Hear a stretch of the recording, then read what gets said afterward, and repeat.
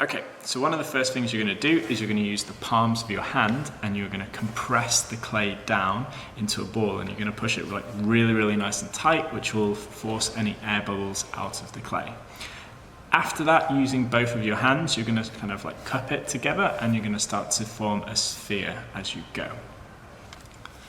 Okay, after you've wedged your clay and you've formed it into a sphere, what you're going to do next using one of your thumbs is you're going to start pressing in and digging out the pot surface, or the pot shape that we're going to use to make this piece of ceramics.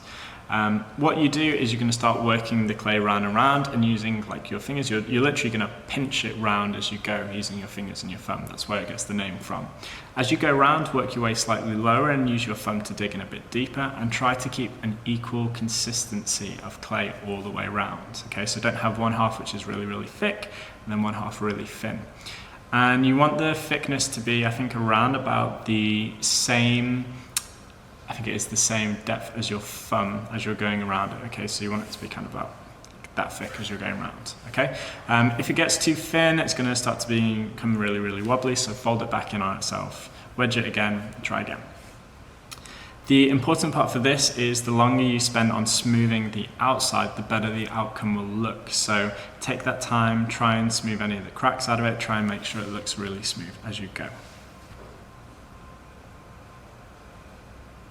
Okay, after you're happy with that, you're going to get your slip together. If you haven't made this yet, it is a little bit of water, about 50% water and 50% small bits of clay. Don't just drop a big piece of clay in there, and use a brush to mix this up so it is around about an equal consistency.